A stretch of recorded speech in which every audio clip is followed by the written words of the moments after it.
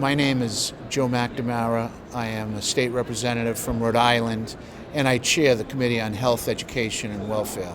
Last year, I sponsored legislation which defines medical tourism, and I believe it is the first time in our nation's history that any state has defined medical tourism, and this definition exempts medical practices that have over 50% of their patients coming from out of state from a process called a certificate of need process, which can be very burdensome to medical companies.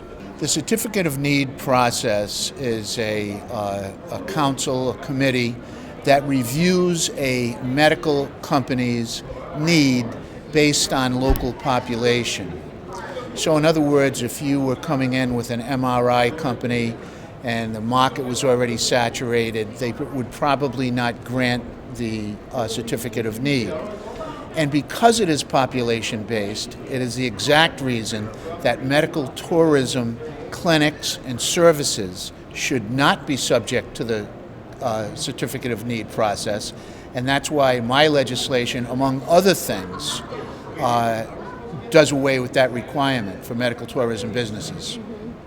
About 2 years ago, we had a company from Pennsylvania, a very well-known company that makes intrathecal pain pumps.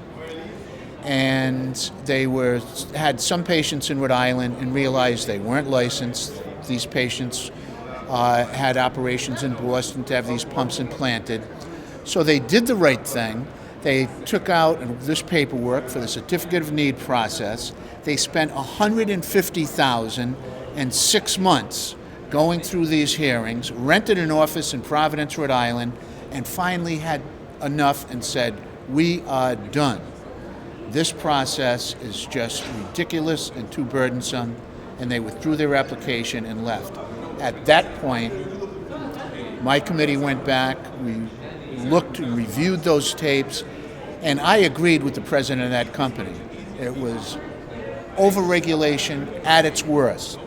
So we revived those statutes dealing with the certificate of need process, gave the medical tourism companies an exemption, and reformed the health council that would review those applications. We have already been contacted by a company that has a specialized surgery procedure that wants to locate in Rhode Island and have Rhode Island be its northeast hub.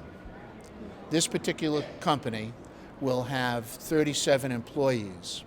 According to our economic projections, economists call the effect of other money spent the multiplier effect. The average patient comes in for a minimum of 4 days with 2 other people. The total economic impact on the state is $237 million. So that is a significant impact on our state.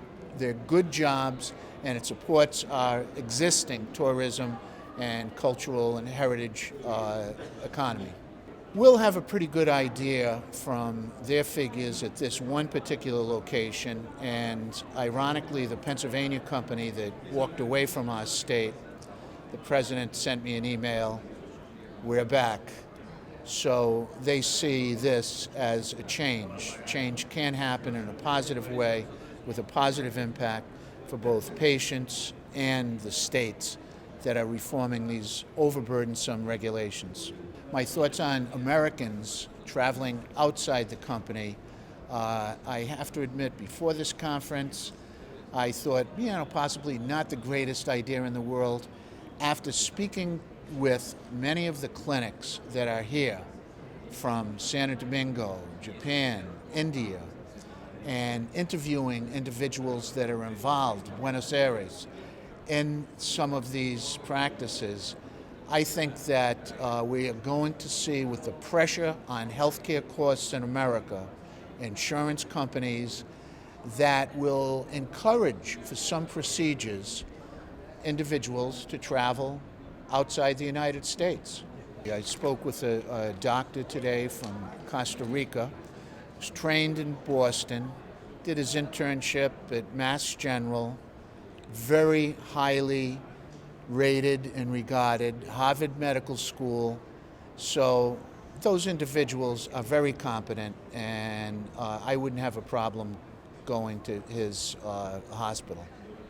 The importance of the conference is it really opens, especially for legislators, our eyes to the economic impact of medical tourism, and also lets us think more globally that we need training not only for the medical professionals that are dealing with non-residents of a state, but also linking with our hospitality industry so that there is a synergy.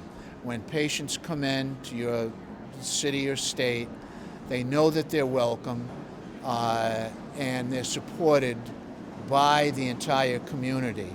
And I think that's the big takeaway that I have from this particular event.